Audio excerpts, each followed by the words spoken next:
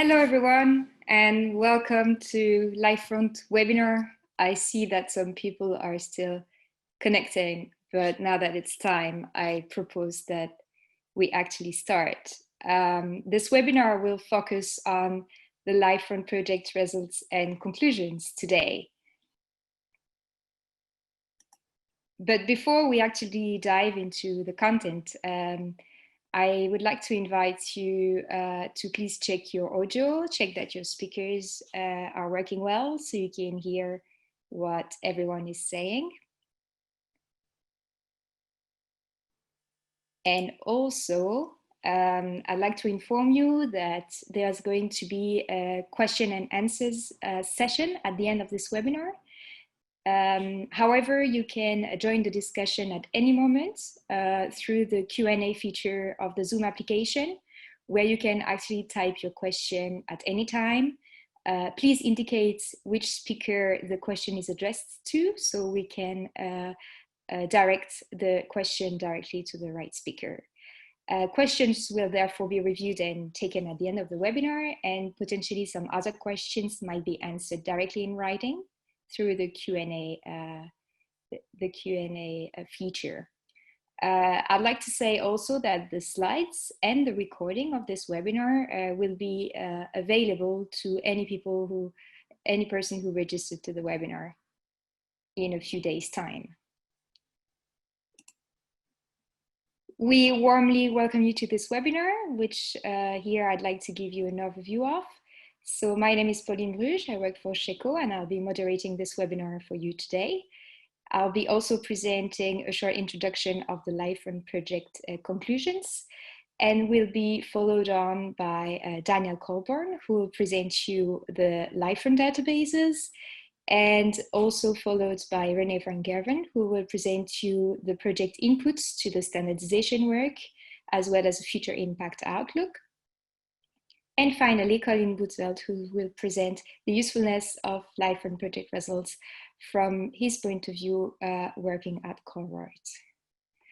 So with no due delay, let's start with a short presentation of myself. So I have a background in politics and international relations, and I joined CHECO last year as project coordinator. I have close to 10 years experience in project coordination in the fields of sustainable transport and justice, but today I manage funding projects in CHECO's market development team with the objectives of accelerating the adoption of climate-friendly technologies across different world regions. And I'd like to start off this webinar with the presentation of the Livefront project conclusions, and start with a short summary of what the Livefront project is all about for those of you who are not familiar with it. So FRONT actually stands for Flammable Refrigerant Options for Natural Technologies. It focuses on improved standards and product design for their safe use. It's co-funded under the LIFE program, which is the EU's financial instrument supporting environmental, nature conservation and climate action projects, and was submitted back in 2016. It's structured around 7 different actions that run in parallel and build on each other. We'll get back to that in a minute, focusing mainly on the 4 main actions that are interesting for us today. If you're interested to learn more, you can always visit our website, livefront.eu. So the project actually started in June 2017 and will end in a few days from now on the 14th of June 2020. As I mentioned, CHECO is coordinating this project and we are cooperating with different partners, notably with ECOS based in Belgium, HEAT based in Germany, as well as 3 industry partners, AHT, AAT, and NIBE. The different project objectives are firstly to remove barriers posed by standards for flammable refrigerants in heating, ventilation, air conditioning, and refrigeration. And this main objective actually can be broken down into a different set of objectives. First of all, to support the EU and international standardization process for flammable This is done through the review of existing and drafting of new standards requirements and involvement in standardization actions and bodies. Secondly, to reduce safety risks from improved system design for air conditioning, refrigeration, and heat pump applications using flammable refrigerants. This is done mainly through theoretical and applied research. To increase the availability of alternatives to replace HFCs is the third objective. Fourthly, to engage in technology capacity building for EU equipment manufacturers using or planning to use flammable refrigerants. This is done through a standards action group and sector-specific best practices manuals. Another objective is to remove the non-technological knowledge barriers across relevant European groups through general awareness raising and stakeholder dialogue. Another objective is to improve Europe's competitiveness for refrigeration, air conditioning, and heat pumps equipment using non-fluorinated refrigerant alternatives. And finally, to support an effective and timely achievement of the EU 2030 climate targets, namely through the F-gas regulation, the Eco-Design Directive, the Renewable Energies Directive, and other legislative instruments for the reduction of fluorinated gases, the use of renewable energies, and the reduction of energy consumption. Let's start with the first project action that was done as part of the LIFE-RENE project, which focused on a literature review and a market study based on standards and technology for flammable refrigerants. So this was led at the real beginning of the project through a desk review that was mapping and analyzing the current state of relevant European and international standards. And this led to an EU market study on current and potential technology using flammable refrigerants, the impact of new standards on products, and future market potential. This study is actually available on our website, liferene.eu. So if you are interested, you can download it directly there. The second big pillar of the LIFE-RENE project is leak analysis, gas concentrations, and consequences. So this pillar focused on a field study of types, cause, size of leaks, and of an online leak hole size and leak simulation database that's actually publicly accessible on our website as well. It also focused on a laboratory study of leak mass flow rates and gas concentration measurements. And this goes hand in hand with a study we published on concentration development and leak simulation database that's entitled Recommended Leak Hole Size and Mass Flow Rates by System and Application Characteristics. This work was led in order to address the lack of data, which have led to what we call, as part of the project, the worst case assumptions in the current standards. And as you can see, here below is a screenshot of the online database that's available on our website. And if we haven't had a look yet, we invite you to take a look at it. The third pillar of the project is focusing on improved product safety design and quantitative risk assessment. The objectives of this pillar are to firstly minimize flammability risks through an optimized design and construction of the equipment. Secondly, to produce measurements on prototype models to prove the effectiveness and functionality of selected measures under working parameters. And thirdly, to validate measures and associated proposed refrigerant charge limits through a quantitative risk assessment. So this was done through a redesign of prototype models according to the best practice principles, as well as through a risk assessment study to identify improvements in risk reduction, especially focusing on incremental increase in charge sizes. And actually, the report for this risk assessment will be publicly available very soon. If you are interested to know more, You can also read the scientific article that's mentioned here at my last point, that's entitled General Framework for Revising Class A3 Refrigerant Charge Limits, a Discussion. This scientific article was published in April 2020 in the International Journal of Refrigeration, and here I indicate the link to redirect you to the article directly. The fourth pillar of the project is linked to standardization action and capacity building.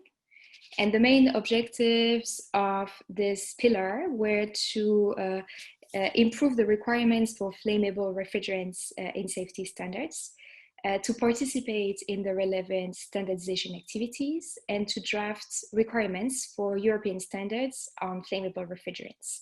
We also aimed at building capacity with the Standards Action Group called FRONT, which is a voluntary group of stakeholders interested in the development of EU as well as international standards on product, environmental or safety requirements for flammable refrigerants. This led us to the publication of a report called Recommendations for the Revision of Safety Standards for the Equipment. And this report is actually available on our website. As a conclusion to my presentation, I'd like to summarize it through the project major achievements. First of all, it's the first ever initiative to collect data concerning leak hole size in existing equipment.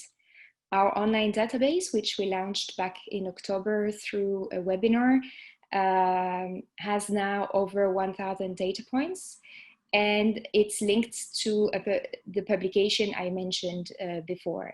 And actually, Daniel, who's speaking just after me, will really focus on this data collection and on the work around the databases. And the second major achievement of the project is our participation in different standardization meetings. I will not develop this here because RENE, who's speaking just after Daniel, will actually extensively focus on this more in detail, so you will have a clear idea of what's going on. I wish to thank you for your attention, and I would like to actually hand over to Daniel, who specializes in environmental performance and safety aspects of alternative refrigerants and systems. He works on behalf of various organizations and companies. He's a member of the UNEP Refrigeration Technical Options Committee and various BSI, SEN, ISO, and IEC working groups on refrigeration safety, and a member of the Institute of Refrigeration Technical Committee. And today, he will talk to us about the LifeFront databases, small and large systems updates on leak hole sizes database. So please, Daniel, if you could please turn on your camera and unmute your microphone, and the floor is yours. Okay, thank you. Let me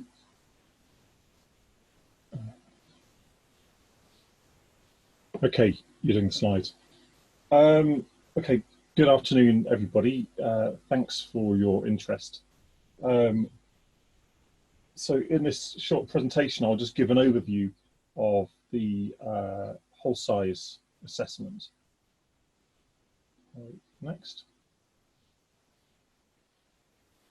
Right, the basic problem, and in the previous seminar, I went into this in more detail, but just as a sort of recap, the main problem is you have to assume a certain hole size, leak hole size, in order to develop the measures, the safety measures for a hydrocarbon refrigerant system, particularly if it's located inside. So what are the implications? If you have a larger hole size, then you need to have a larger room area to avoid the development of the lower flammability limit. And you need a greater distance between the leak and potential sources of ignition so that the mixture doesn't become ignited. Assumption of a too smaller hole size leads to an underestimate of the potential hazard, and similarly an excessively large assumption on hole size means that you over-engineer the equipment and the protective measures, and obviously this has implications in terms of convenience and cost. So in the end, it's quite a critical thing to find or to use an appropriate hole size for the assumption.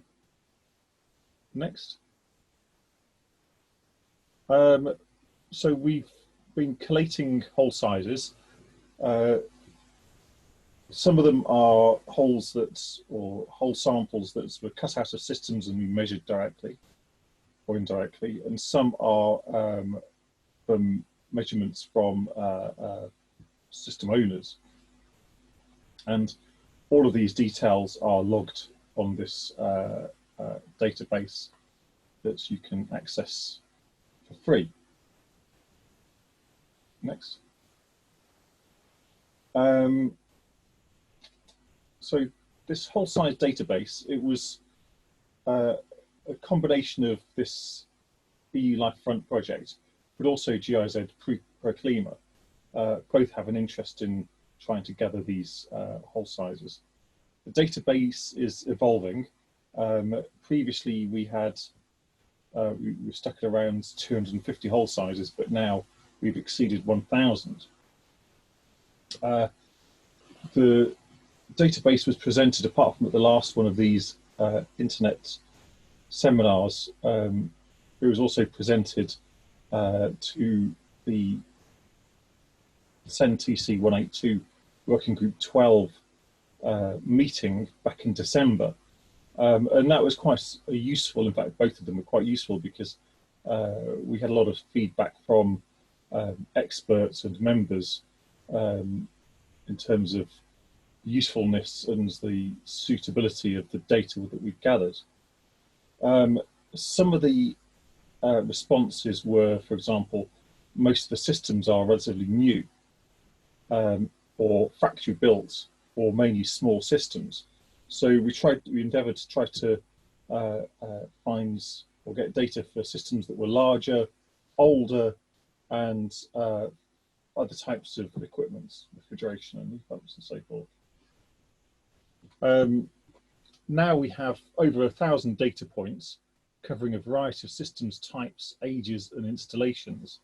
And I will now sort of go through that data for your pleasure. So in each one of these graphs, we've we've plotted the standard leak mass flow rate in terms of grams per minute, or in terms of square millimeters of hole size, and they're plotted against the I called it the probability, but it's actually the proportion of the samples that we analyze. So what you can see here is that by far the majority of holes have a standard mass flow rate of less than around 15 grams per minute. Compare that with the leak rates that are assumed within the various safety standards. So within the air conditioner standard, for example, the hole size is assumed to be the equivalent of, okay, if the system's 1 kilogram, the equivalent of 250 grams per minute. In the current EN378, we have both that mass flow rate and around 60 or 180 grams per minute. So at least it sort of lets you understand that the majority of leaks are much smaller than had previously been expected. Next. Yeah, this is the same data, but with the actual hole size plotted against the probability of leaks in samples. And again, you can see that by far the majority of the leak holes are less than about 0.15 square millimeters, which is very, very, very small. Next, please. this graph here plots the system, or okay, the leak hole size against system age, the number of samples, and the average also shows the average hole size. And I think this is quite an interesting graph, because actually it shows you that okay, the majority of samples are new, or from newer systems. The older the systems are, the data sets fade out somewhat. But nevertheless, if we take the average hole size, I mean, we might expect older systems to have larger holes, but what you can see here is that there's almost no change in the hole size in terms of the system age. And yeah, next please. And again, this graph here compares the hole size against the system refrigerant charge. And again, you can see that there's almost no relationship between the refrigerant charge, or the system size, and the leak hole size. So, for example, in the air conditioner standard, where the hole size is correlated, or the mass flow rate is correlated against system charge, it's based on this data, it seems totally incorrect, and that we should instead be using a consistent hole size regardless of the size of the system and also the age of the system. Next. So just to summarize, the key points are that the data covers small plug-in systems, old and new, and also large distributed systems. You can see that the distribution is fairly robust, and that gives us quite a lot of confidence. And in fact, we have a 99% confidence that the 95th percentile of the population of holes will not exceed 0.3 square millimeters. The data show that we find leak holes everywhere: low side, high size, the main components, the piping, other fittings. So originally we thought that the majority of holes of a certain size would be found in certain parts of the system, but that seems to have been negated. And also, as I just mentioned, the hole size does not vary notably with the system age, size, capacity, or the system type. So there wasn't much of a differentiation between air conditioners, refrigeration systems, and heat pumps. Next. Okay, that's it. So quite brief. Those are my instructions. I hope it was interesting. Thank you very much, Daniel, for this insightful presentation. I'd like now to hand over the floor to Rene van Gerwen. So Rene has gained his expertise starting with a Master in Science in Mechanical Engineering at the Delft University of Technology in the Netherlands, and then held different positions, as you can see: designer, test engineer, consultant, training researcher, team leader, project manager, and 16 years as global lead engineer. He has built his experience through numerous projects, working worldwide in various roles. And since 2016, he's the founder and now managing director of the engineering company Entropics. Is member of various standardization working groups since 1989, and board member of the Dutch Refrigeration Association, as well as partner of the project Refrigerants Naturally for Life, and working with ECOS as a refrigeration expert. As part of the FRONT project, he has been a very active member of the Standards Action Group, and I wish to deeply thank him for that. And now he's going to talk to us about the project inputs to standardization work and the future impact outlook. So Rene, if you can now unmute yourself, the floor is yours. Okay, thank you, Pauline, for your nice introduction. Good morning, good afternoon, good evening, ladies and gentlemen, depending on the time zone you are in. identified that there is quite a number of participation from overseas, so particularly a warm welcome for those participating from inconvenient time zones. Anyway, after this fantastic presentation about a journey through leak holes and refrigerant leakage rates, it's my honor to present a very boring subject which is related to standards, which is not the most sexy subject in the world. Anyway, I will cover the relevance of those standards, despite of this boring element of standards, particularly for Europe and for the globe, and I will sketch some few remarks on the future. And as already mentioned by Pauline, I would really encourage you all to go to the LiveFront website, where you can download for free a lot of reports with very valuable details and data, particularly of value for designers and manufacturers. And that's all explaining in more detail what the presenters now will present in a nutshell. So to start with standards and their relevance. As I already told, it's a bit boring subject, but it's very relevant. Everybody who is involved in standardization, the experience that is an endless chain of meetings, of committees, working groups, slow progress, years and years working on complicated texts, refining, a lot of discussions. Anyway, it's still very relevant. So I'm very happy that there are still sufficient people all over the globe who take the time for participating in the standardization work. But anyway, it is good to realize what a standard finally is. A standard is not a law. A standard is a document which is made by the industry and which is useful for the industry. So that nothing to do with laws. That's the first point.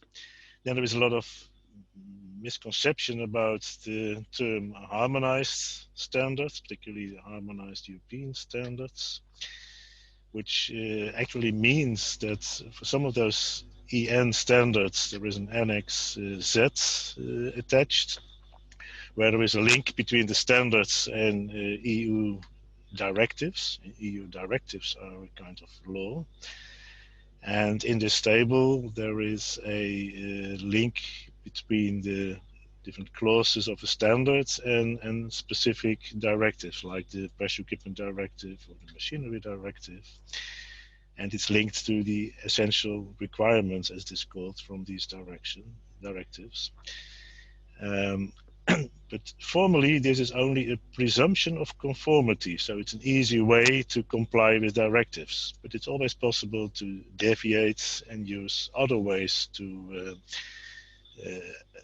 get approval of conformity with a directive. So even in that case, a harmonized standard is not a law. And only in the very few cases where national legislation is mentioning standards, then standards may be part of legislation, but it's very unusual. So a standard is important, it's relevant, but it's not a law. And with some remarks, you can always deviate from standards. And that's necessary, I will explain, because standards are also very conservative. It's carved in stone, once written down, time-consuming procedures for revising, for updating. So it's always behind reality, and particularly in areas where there is a lot of innovation, like in our business, particularly for hydrocarbon refrigerants, there's a huge amount of innovation with new systems, new technologies. A standard is always far behind reality. So particularly the way of working, which is used in many standards, where you have simple charge limits, so many kilograms as a maximum can be used in the system, which is very simple to understand, but it's almost blocking innovation as it is much too rigorous.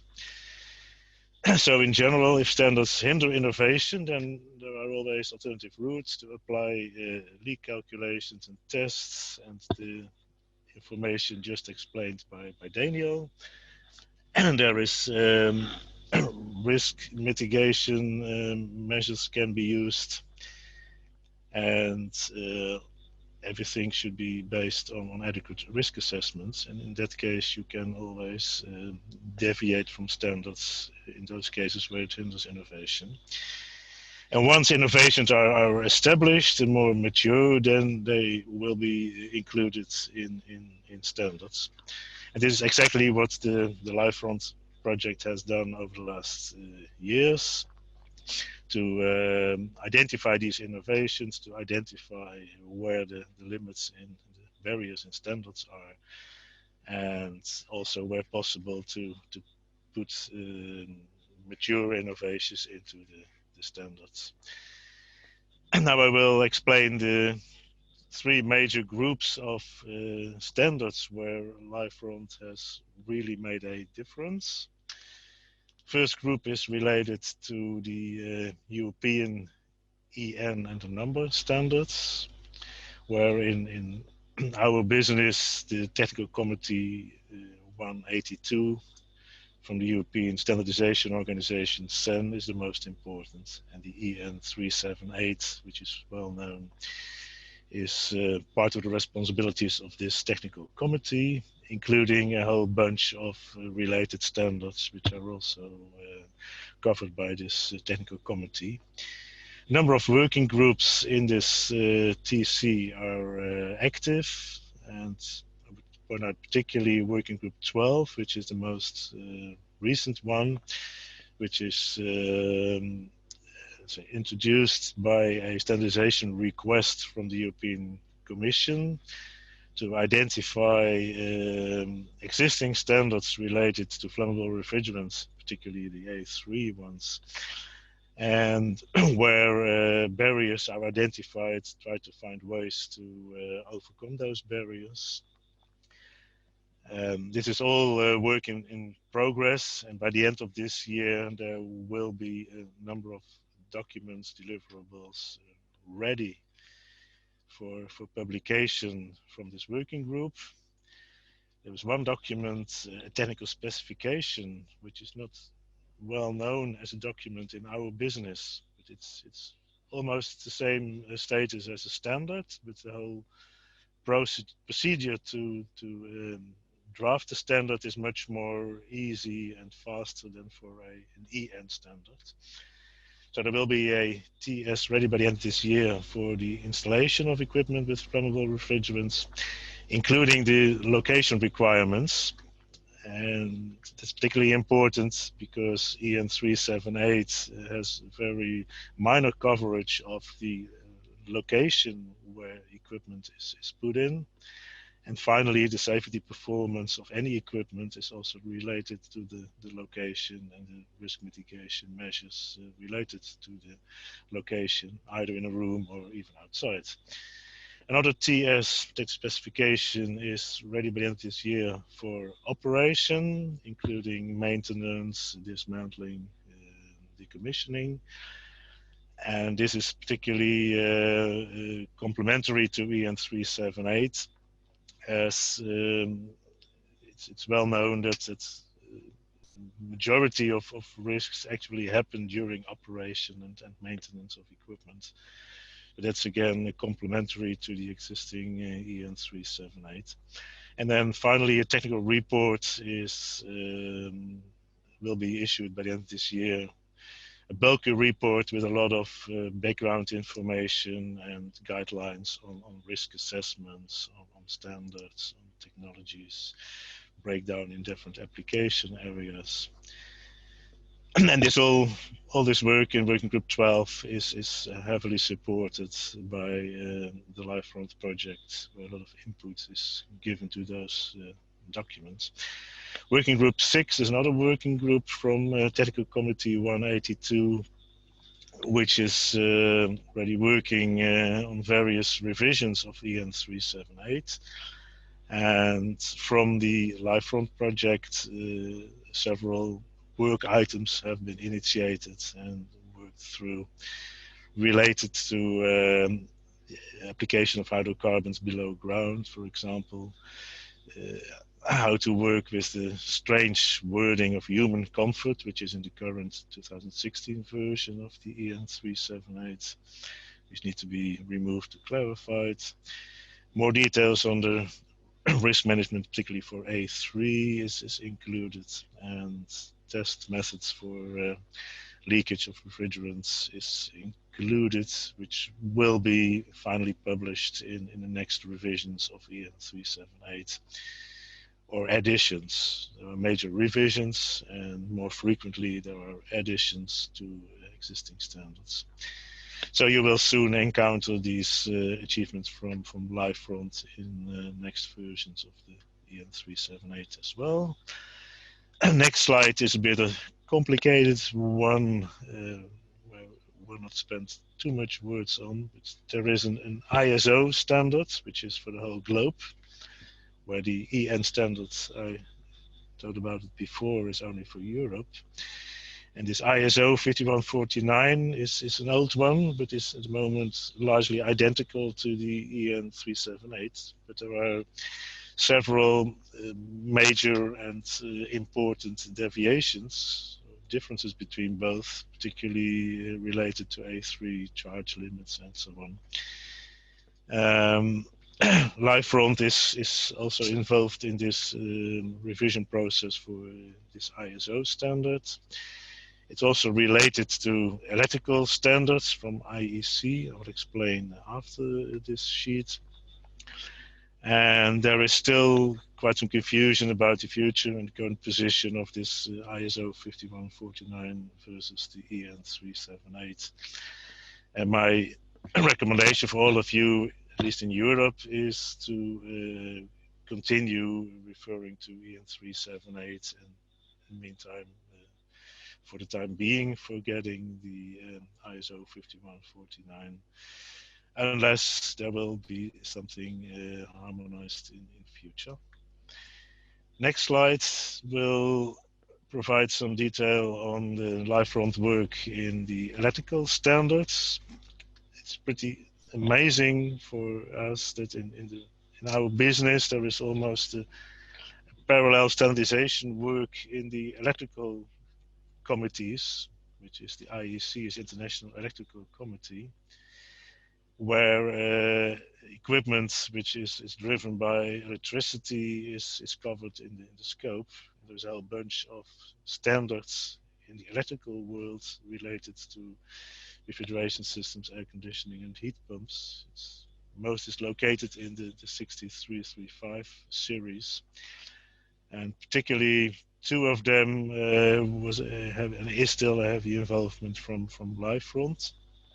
There is a -2-89 standards, which is for display cabinets, retail cabinets, where the famous 150 gram charge limit is in, where not really clear what the scientific background of this limit is, but anyway, in the current standards, it was always below 150 gram in a hermetic system. You can put the appliance in every location without any safety risk, which is a very rigid, unlogical barrier. So thanks to the continuous input from LiveFront, it's finally achieved to have a next version of this -2-89 standards, where the 150 gram is increased under certain conditions to 500 gram, which create more flexibility for the designer and the manufacturer to have their equipment dedicated to applications and still being safe. And even the voting process was a kind of thriller. So this is a real great achievement from the LifeFront project. Now there is a largely identical standard -2-40 in the same series for air conditioning and heat pumps, where it's still an ongoing process to have a similar revision, where also this 150 gram is increased under conditions, with some specific issues to be solved, of course, because the application area for air conditioners and heat pumps is pretty different from commercial display cases. This process is ongoing, but the precedents from the display cabinets with the increase from 150 grams to 500 grams is very helpful for this one. And then finally, these IEC standards can be transferred into EN, into European standards, which is a bureaucratic, slow process, which is even far behind the normal EEC standards. So this conservatism of standards is even more in this area for the EN electrical standards. Last slide is about the future outlook, where for sure we all know that hydrocarbon technology is still developing, is innovating, that will continue, will accelerate. So we have to accept that standards will always be behind reality and be too conservative. But a lot of work is ongoing to keep standards updated, and particularly on the rigid charge size limits. There is a lot of movement that these limits can be more flexibly used, depending on risk mitigation measures used and the location where equipment is put in. The ISO 5149 versus EN 378 position I already mentioned. I hope there will be some more clarity in the future. And because the LifeFront project is now almost completed this month, I would like to point out that there is a need for continued focus on standard improvement, standard revision. So we are still in an ongoing journey, particularly for removing barriers for A3. So I would encourage all participants of this webinar to consider becoming active in standardization work and help our global business to accelerate the wider uptake of A3 refrigerants. Okay, thank you for your attention. Thank you very much, Rene. I think it's not an easy mission we gave you here to focus on kind of simplifying the standardization work.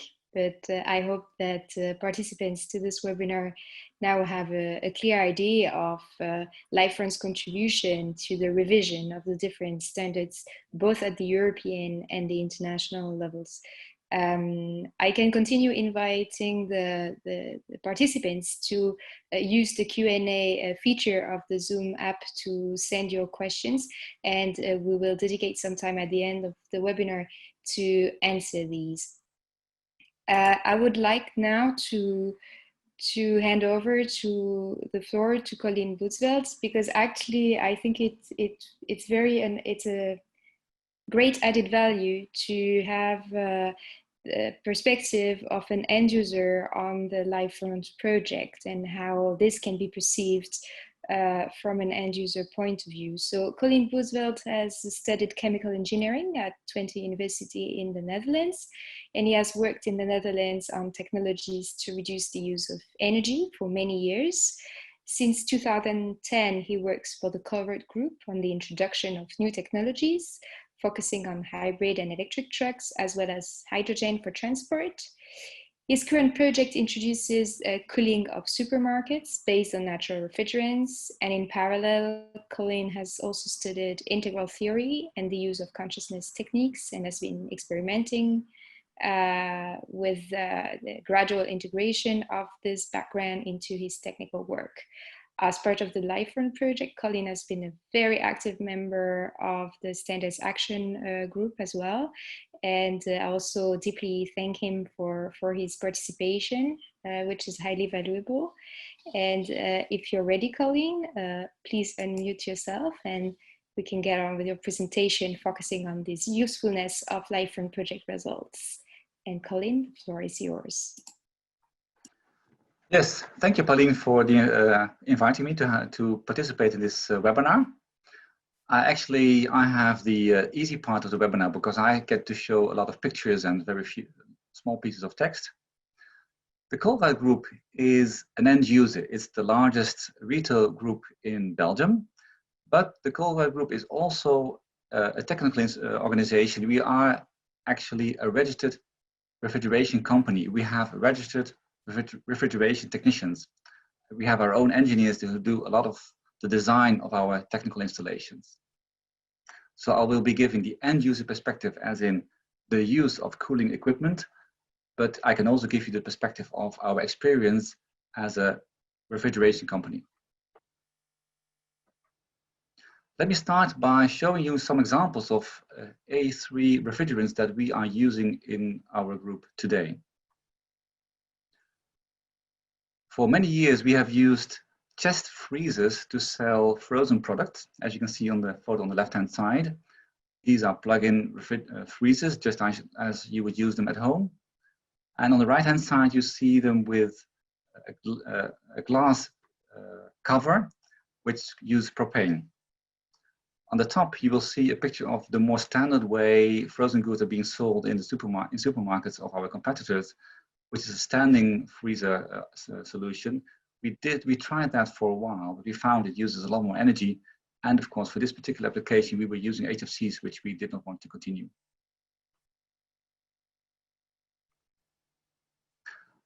Here's an example of a condensing chiller, which was installed in 2013 at the top. It's the first propane cooling of a supermarket of our supermarkets. And on the bottom, you will see some other examples. This technology works very well, but the problem is that you will have an ATEX zone around the chiller. If you need to do maintenance, you will need to stop the chiller for a couple of hours, which means you will need to close the shop. And this is really not something we would like to do. But in some applications, it's very good. This is actually what Pauline shows here. This is actually the standard solution which we have started to implement since 2015. We call it a compact chiller. It's a ventilated enclosure in the EN378. It uses about 2 kilograms of propane or propylene. We have 270 in operation today. And the refrigerant circuit is just in this particular chiller here. And it has been made such that it can be exchanged really easily. So if something would go wrong, if something would break, we would not have to do the repair on site. We could just exchange the entire chiller. Here you see the setup. So here you can see a setup for an OK supermarket. We have 2 chillers here installed, but only one is necessary for the functioning of the shop. The second is just a redundant chiller. So if one breaks down, we have no stress for the technician to intervene. He can do this calmly the next day. This is very important. So this is a safety measure based on organization and not on technology. Next slide. Here we see another example of our use of this compact chiller. We call it a technical unit. It's a large container. The whole cooling system, including the heat recovery on the cooling system, has been installed inside this container. This container will be built up at the location of our installer. It will be tested at a facility here in the center of Belgium. And then we will only transport it to the location where it will be used after it has been fully functionally tested. Well, once we had the compact chiller in our shops, my colleagues became creative. On the left-hand side, you see the same chiller, but then used as a heat pump. It's cooling a aquifer system. It's heating a shop. On the right-hand side, you see 3 similar chillers being used in our vertical farm. They are used to condition the air for vertical farming. Okay. This is my last example. This has been opened just last month. These are water loop self-contained refrigerated cabinets. So this is a typical shop. This is a shop, it's a B2B shop. So our supermarkets are very large, and actually Colbouurne Group has a background as a wholesaler. So many of the typical local night shops in Brussels and other big cities will actually do buy their goods at a supermarket store. And here we have made a special Colbouurne supermarket just for them. And it uses a water loop system. You can see the water loop system on the left-hand side. Here we have, oh, I forgot about that one. Here we have a hydrogen filling station, which was installed just a couple of years ago. This is the first hydrogen filling station in Belgium, one of the first, and it uses propane for cooling. We are very stubborn in that matter. We are installing more hydrogen filling stations, and we really have to push the market, and it is a high-level management decision to only go for natural refrigerants in these filling stations, because many of our suppliers don't really want to, they are not used to it, but once we push them, they do actually manage. This is a heat pump. We have installed 5 heat pumps. You know, we heat the shops with the waste heat of our cooling system, but if we have a very big shop, that might not be enough. In those cases, we will install a heat pump to make sure that we can avoid the use of any natural gas, any fossil fuel. This heat pump is being produced in France, and it contains only 1.6 kilograms of propane. So this is a very efficient solution. Okay. We are also, this has not actually been implemented yet. We have bought a few propane split air conditioners from India. We have been testing them, but they are not ready to be used because they're not CE certified yet. But we are working on it. We are talking to different suppliers, and we are really keen to use this technology because we believe this is really a very good solution. And in most circumstances, in our specific use, we can actually work with propane instead of with the usual R32. Now over to the leak holes. I'm just going to confirm Daniel's conclusion that leak holes are small unless some outside force is being applied. This is my addition to it. Here we see an example of our compact chiller, and it has a capacity control valve, and just the sealing of that valve was not entirely tight. And I'm talking about a small leak that would occur over weeks or months, and after that time, if you have 2 kilograms of propane, you have a very small leak rate. At some point, the chiller is still empty and it doesn't work anymore. Here we have a pipe connection that is leaking. Next slide. Here's a connection to the heat exchanger that is leaking. Actually, this pipe was vibrating and we have fixed it better. Now it's okay. Here you see another connection that is leaking. In all these cases, these leaks are too small to cause any concern, but they are still unwanted because of the chiller has to be repaired. Now, the last example. This is a HFC evaporator that has been cleaned by a cleaning company. And in order to remove ice, that company found it useful to use some hard object to remove the ice. And then they made a hole in the pipe, as you can see on the right-hand side. And instead of telling us that they had made this hole, they applied some plastic on the left, as you can see, and then walked away, and we only found out the next day. So this is typically the situation. I have some other examples where a forklift truck just broke an entire pipe. If you really apply outside force, you may have a larger leak, but spontaneous leaks in our experience are always very small. In fact, our leaks were so small when we tried to cooperate with the LifeFront project, we actually received a flow meter. We were unable to do any sensible measurements because our flow leakage rates were just too low to be measured. Okay. Well, this is my final slide. So my conclusions, we as a company, Colbouurne Group, we are actually able to use A3 refrigerants economically for most applications. Yet barriers cause unnecessary costs and delay the market entry of much needed sustainable cooling and heat pump products. And I actually see this more as, over the years, I worked on this since 2013. over the years, the number of offers in the market has increased enormously. But still, many people refer to the 150 grams limit as if it were a law that could never be changed, and if this were true in every single application. So even if the technical standard doesn't actually prohibit it, still in people's minds, this is often the case. Unfortunately, there is no offer on the market today for split AC heat pumps or air conditioners. And this is also typically a situation where I don't see any reason, I don't see any technical problem in the standards, but yet it's not an offer. On the right-hand side, there's a photo of a typical refrigerated cabinet. And this particular situation, we don't have a lot of height in the location. And if we were to use 2 circuits of 150 grams, we would lose one plank, one shelf in that refrigerated cabinet. In that case, we would want to use 450 grams of propane. And I thank RENE for reminding us that standards are not the law. And of course, we can use 450 grams of propane if we make a good analysis. Thank you. Thank you very much, Colin. I think it was very nice to see real cases. It's always very, very insightful. So I want to thank all participants for the numerous questions, and I will take this opportunity to maybe take a few. First of all, I would like Daniel to maybe comment a bit more on Sarmia's question. I see that you've answered in the chat, but maybe not everyone has had the chance to go through it.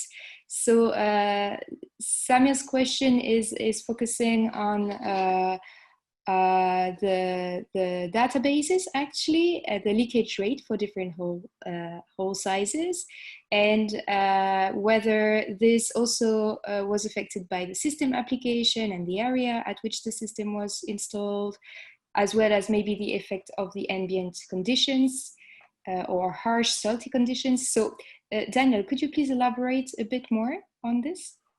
Yeah, well, we did take note of the application types and installation areas, but I don't think these aspects had a significant impact on hole size. I think that equipment installed in a salty atmosphere will have an impact on hole size, but there's an important distinction to make. Where you have a hole size that grows over time, for example, because of the atmosphere being particularly salty, compared to where the system is vibrating a lot, or where the wrong materials are being used, or whatever. So you have these two different situations. Where the hole size is developing due to the surrounding atmosphere, then I don't think it doesn't tend to have a large impact on safety, because the hole develops over such a long time. By the time it sort of got to so big, most of the refrigerants will have leaked out anyway. So there's no further refrigerants that can cause an impact.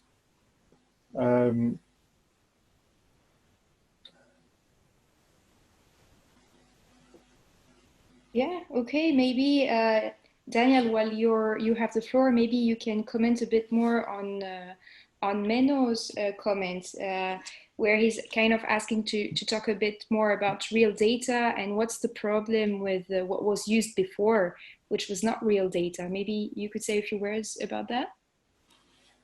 Yeah, I mean, this discussion about hole size has persisted for a long time within the standardization arena, and a lot of it is rather sort of deeply anecdotal without any supporting evidence. So, for example, in the air conditioner standard, it was assumed, or there was an assumption made that refrigerants, the entire refrigerant charge, would leak out within 4 minutes.